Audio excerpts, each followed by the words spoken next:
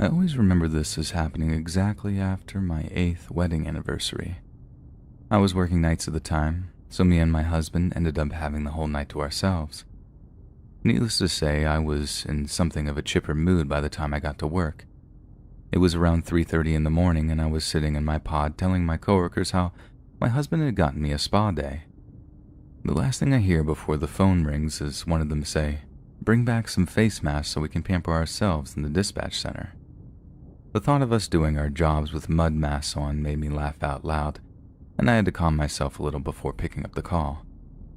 That's the thing about working dispatch. Your shift goes from 1 to 100 with some calls. You're just sitting there, minding your own business, and the emergency just comes to you. And Jesus Christ, was this one an emergency? I opened with the usual, 911, what is your emergency? And I hear a soft, whispered female voice, couldn't have been any older than a teenager, say, "I can't do this anymore. Please help me."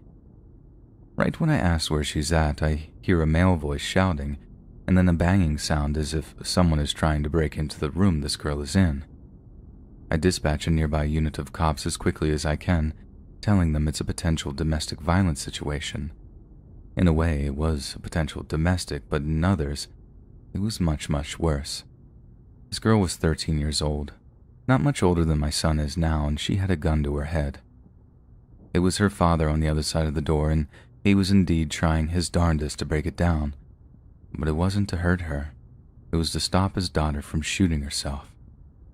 I joined him, pleading with the girl in as calm and calculated a way as possible to put the gun down, but all she did was say it again. "I can't do this anymore," before she pulled the trigger. I'll never forget the bang, or the screaming on the line as her father finally broke the door in, and the sound of him screaming how sorry he was. That shrill, empty, hollow shrieking. It'll forever be burned into my memory. It was probably one of the single worst moments of my entire life, but still, I had to keep it together and keep working. "Pick up the phone, sir. Please pick it up," I kept saying. "I need to walk you through CPR, sir. Please pick up the phone. Deputies are coming. Paramedics are coming. Please pick up the phone."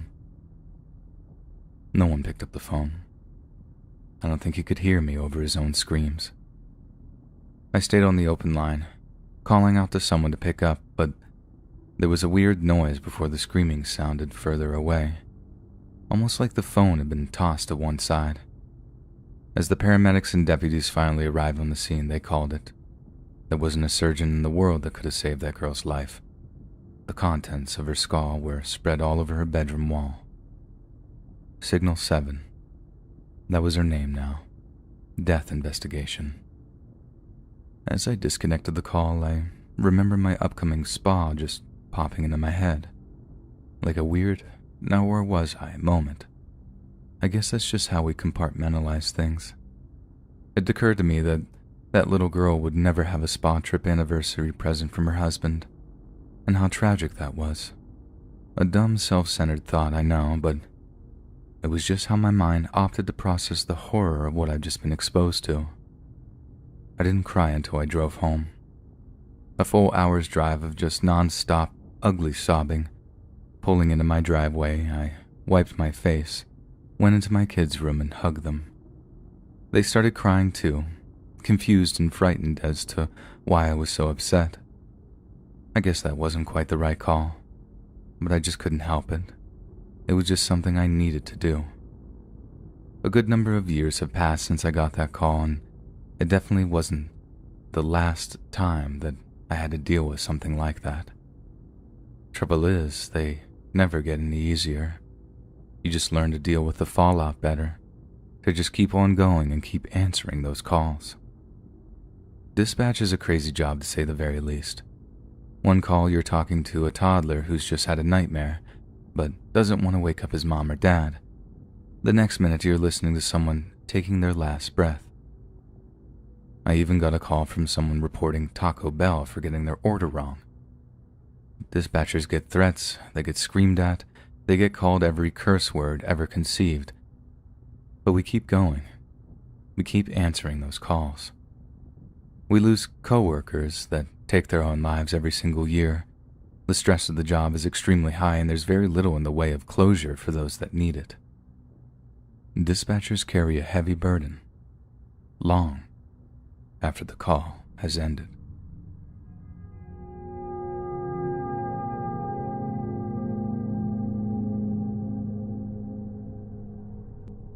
This happened during my final year of EMS dispatch, and honestly, it's one of the calls that started me off thinking about quitting. I get a call from a frantic woman who said that she'd walked into her apartment to find her roommate hanging from a hook over a door frame. She'd been holding the girl's legs up to loosen the noose while she called 911, but she didn't have the strength to hold her up much longer and had no idea what to do other than call 911. I ask where exactly in the apartment she is, and she says the doorframe between the kitchen and the hallway. I ask if it would be possible to gently lower her friend, run into the kitchen and grab a knife to cut them down. She says she thinks so. I counter into it like, "Okay, ma'am, we're gonna grab a knife in 3, 2, 1, go."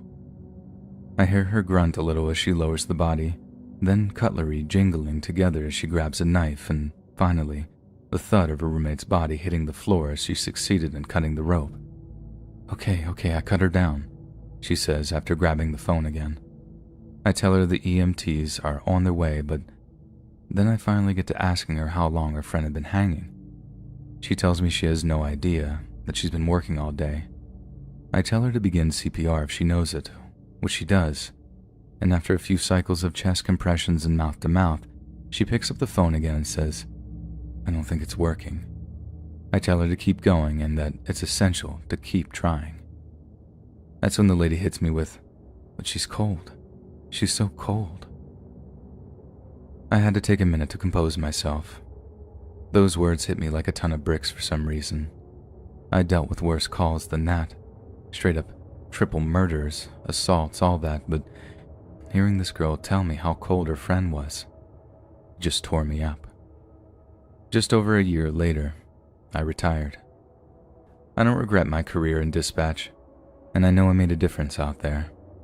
But there's only so much one person can take, and it was that call among a handful of others that just pushed me over the edge.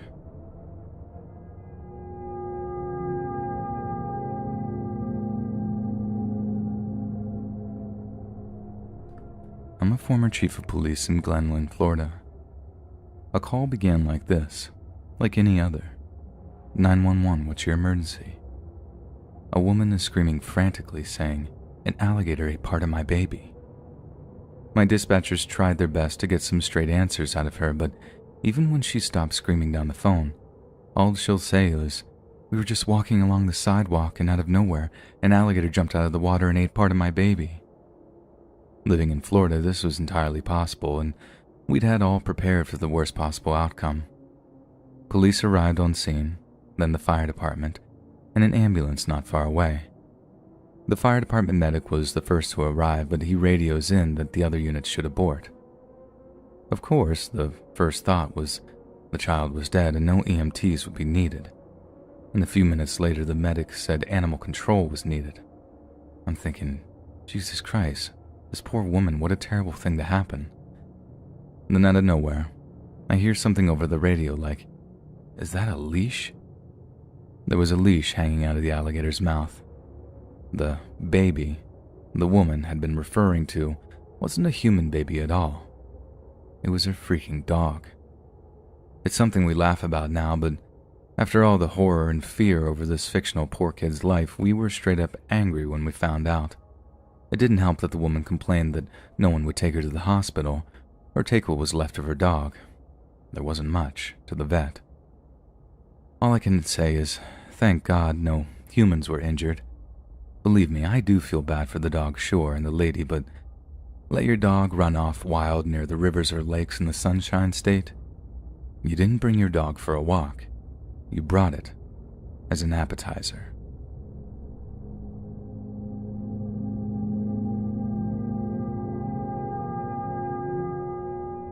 As a dispatcher, I had a call come in from a woman who was screaming that someone in the house was being stabbed. We knew it was serious as screams could be heard in the background as well as a man yelling and cursing. Dispatch was quickly able to determine the location and had cars en route. The dispatcher attempted to keep the caller on the line, but the attacker wasn't done. He found her on the phone and began stabbing her as she's screaming into the telephone, "Help, he's killing me," before she dropped the phone. He could be heard in the background yelling at his victim as he went about his continued gruesome attack. The accused in the matter was served with a restraining order that very day. He returned to the home and was banned from entering and went on a killing spree. 2 other relatives in the house were also stabbed before he killed his ex-girlfriend and stabbed himself. His stab wounds were described as being superficial and non-life-threatening. The officers could be heard arriving at the scene just a minute or 2 after they were dispatched, but it was too late for this domestic violence victim. A recording of the call is used in both our training of new dispatchers and also new officers. The blood-curdling screams and pleading of this young woman on the phone leave an indelible impression on everyone who hears it. The only silver lining is that the murderer will die in prison.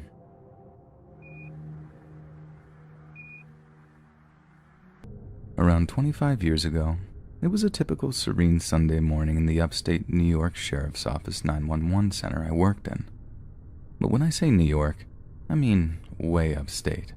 Think the Adirondack Mountains, streams, beautiful lakes, and people from Long Island in their summer homes. The most serious calls we ever took tended to be accidents on the interstate highway that ran the length of the country, or domestic disputes that never involved an arrest. May I remind you that this was a long time ago, and house fires. You get the idea. Sunday shift, picture the serene, newspapers out on the consoles, Dunkin' Donuts still gave free donuts and coffee to road patrol deputies, and us underpaid, forgotten, and normally overworked dispatchers. 911 rang, and I was so bored that I actually jumped on it, thinking it's probably a parking complaint about a church from a frequent flyer with nothing else to do. Nope. Open line in the actual freaking middle of butt-kiss nowhere. A minimum of 20 minutes response time for any unit, police, fire, or EMS. Instantly you know it's going to be a tough call.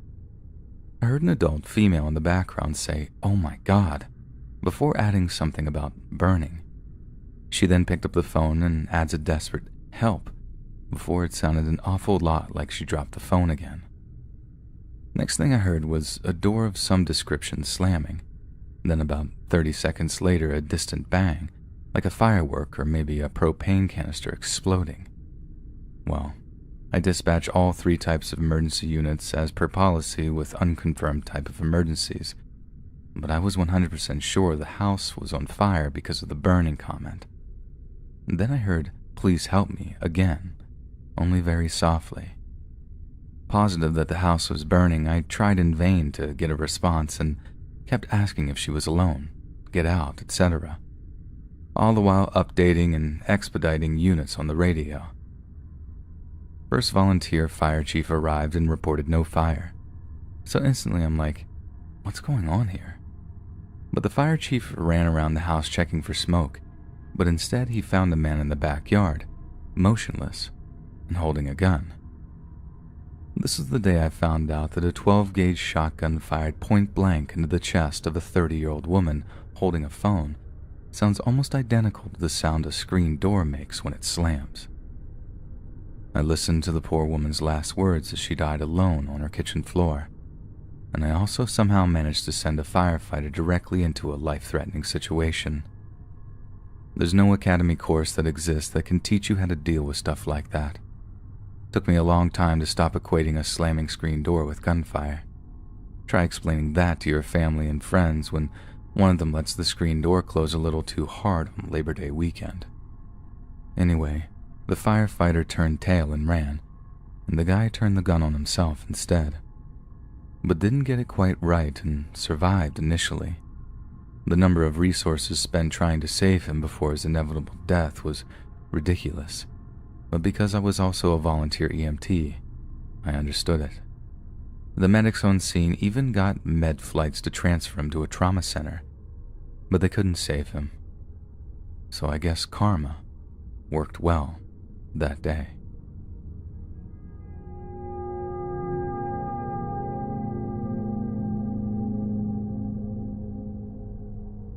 As a dispatcher, I get some pretty wild calls. And I remember I got a call from a woman who said her husband and son had gotten into a fight that had gotten totally out of hand. Sadly to say, that kind of thing is way more common than you'd think, to the point where I'd even call it a run-of-the-mill domestic situation. In those types of situations, we're trained to send a minimum of 2 units, one to break up the fight, and another to gather up all the necessary statements. While they're on their way, I ask the woman what her husband and son are fighting over, whether this is regular behavior for them, and the whole time I can still hear them screaming and shouting in the background. Occasionally a door will slam, the voices get louder, the woman begs them to stop, and the cycle just keeps going on. She told me that they would argue regularly, but she'd never felt the need to call 911 before. This time was different, she said, and I could hear the terror in her voice that confirmed this is true for me. She started to tell me how their son had been staying with them since his divorce the previous year. I ask her how old her son is, and she says 43. Now I'm instantly taken aback here. I had it in my head that the son was in his teenage years, as this is most commonly when the father-son clashes occur. She actually manages to calm down a little as she tells the story, and I begin to really feel for this family. The son had obviously had some kind of nervous breakdown, leading to depression, and he'd barely even gone outside for the past few weeks. He evidently wasn't dealing very well. Then right as things kind of calm down and the shouting in the background dies down, I just hear the woman blurt out, "Oh my God, he's got a gun," in the middle of a sentence. I keep asking her, "Ma'am, who has the gun? Tell me who has the gun." And she tells me she saw her husband walking down the hall out to where the son was, and she'd seen his .38 revolver glinting in his hand. And herein lies why dispatch can be so traumatic. I know something awful is about to happen. Once some people get going, there's no stopping them, so my priority here is to preserve human life as best I can until the actual marked units arrive on scene. In the calmest, most mechanical voice possible, I tell her to not try and get in the way, but to find cover and stay put. The ideal place being a porcelain bathtub if the family owns one. You have no idea how many lives porcelain tubs have saved over the years. I had one coworker call them bathroom bunkers, and it stuck. When it's clear she understands my instructions, I radio into my police units and tell them to go full code 3, lights, sirens, door kicking mode, while telling my ambulance to stage nearby. This is standard practice to ensure that medical units aren't hurt. If we have an EMT go down at a scene somewhere, God, that's a whole can of worms I don't even want to think about. When I get back to the call, it's almost totally quiet now. I ask the woman what's happening, and she tells me that she too can't hear anything, and that she even thought it might have calmed down once the son had seen his dad's gun. I hear her say, "Do you think I should check on them?" And I'm right in the middle of telling her to stay put when, bang, I hear this horrible scream of no down the phone, and all of a sudden the woman bursts into tears. I know the worst has happened, and all I can do is inform my officers that there have been shots fired at the scene. By this time, they're both on scene and grabbing their long guns from their trunks, and as they approach the house, they can hear both the dad yelling and the son groaning in pain from around the family garage. And they come around to the front of the garage where it was clear both men were, and notice that there's a small keypad, presumably with a code to open it. I get the code from the wife and pass the information to my officers, listening as they plug the code in before the distinct sound of the garage door raising can be heard. I can't even tell you how fast my heart was racing as I heard those doors slowly rising. Any second, I'm expecting to hear a torrent of gunfire exchanged between the shooter and the officers. I was convinced someone was going to die that night, and I'm keyed up to send in another unit of EMTs, but there's nothing, just silence. After what felt like forever, an officer keys up and tells me that they have one guy in custody and one on the gurney. The shooter had just given up as soon as he saw the cops. Somehow the son actually survived, and his dad was arrested for attempted murder. And unbelievably, the argument started because the dad wanted the son to move out. That's all. It was something so small and dumb, but it just escalated and escalated until the father had no problem turning a gun on his own flesh and blood.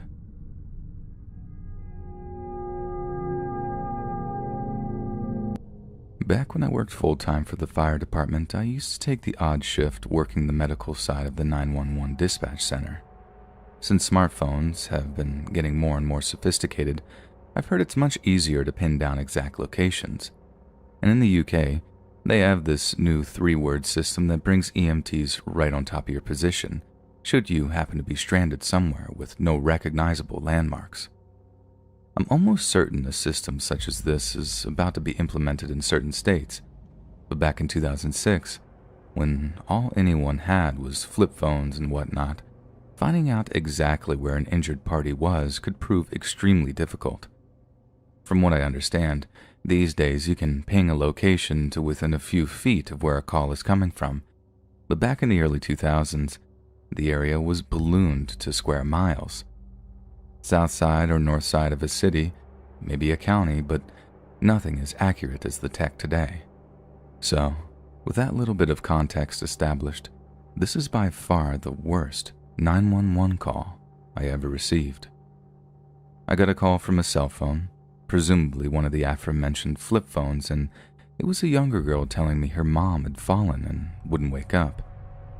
Over the course of several questions, I established that not only has the mom apparently fallen down a flight of uncushioned wooden stairs, but that she didn't seem to have any vital signs whatsoever.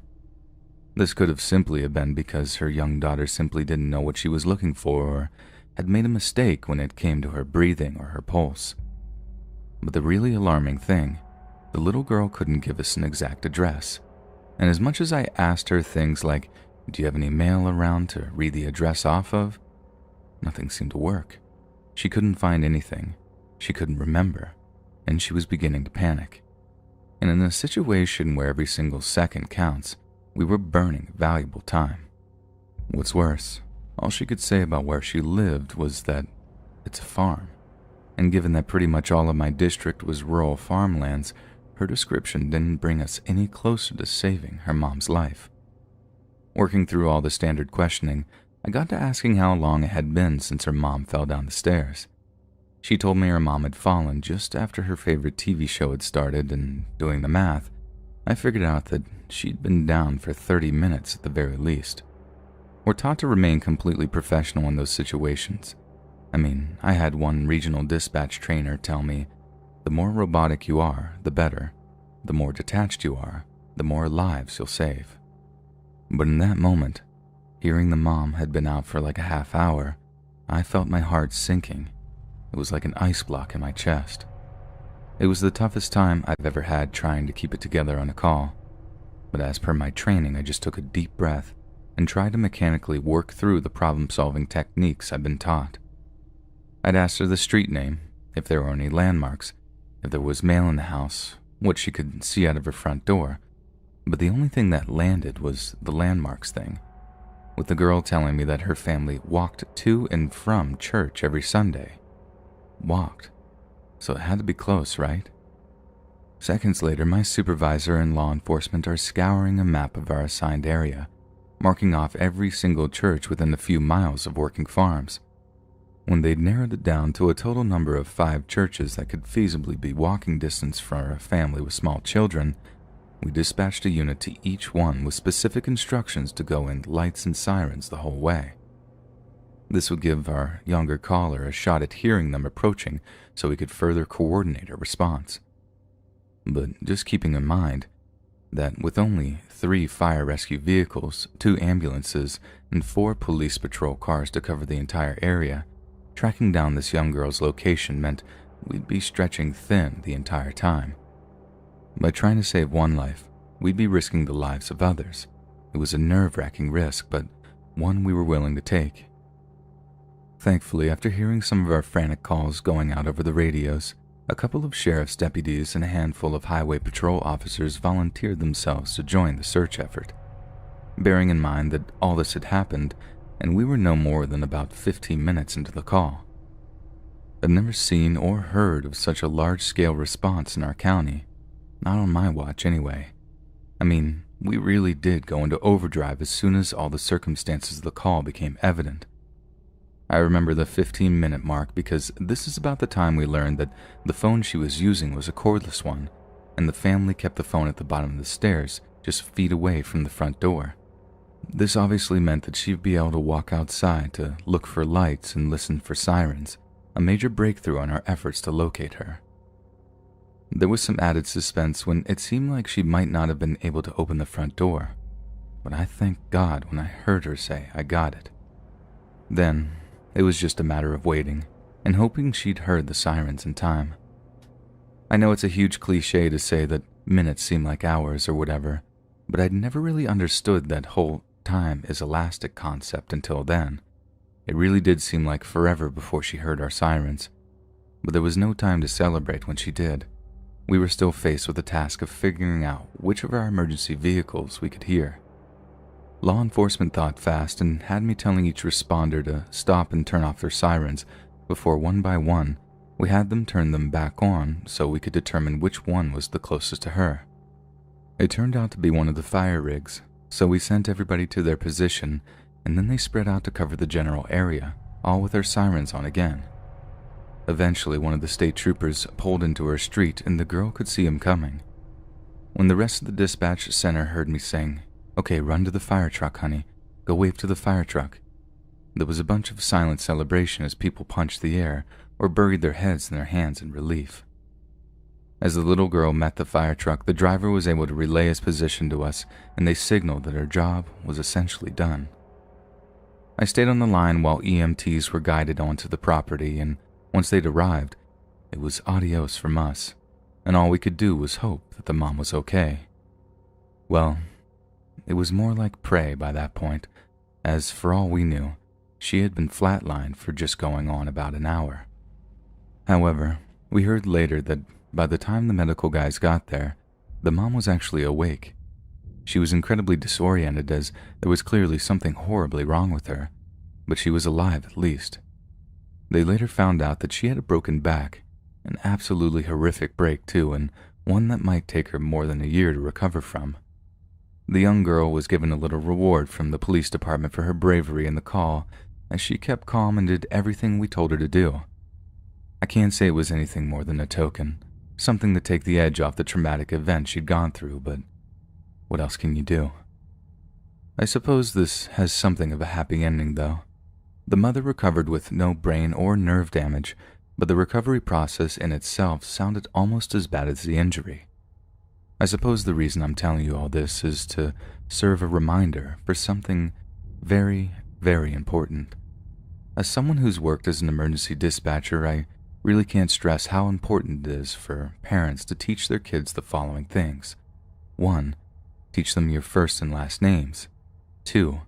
Get them to learn their home phone number off by heart. 3. Teach them how to make a 911 call, and that's all attached to that. 4. Teach them their home address and zip code. This is by far the most important one. I've lost count of the number of times when this information would have literally saved a life, or at least prevented life-changing damage to health or property. So please, you're not just sparing some 911 dispatchers' nerves, you might have been saving your own life, or those of your family members. Turn it into a game somehow. Heck, get creative, turn it into a song. But please, teach your kids their home address and teach them how to ask for police, ambulance, or fire.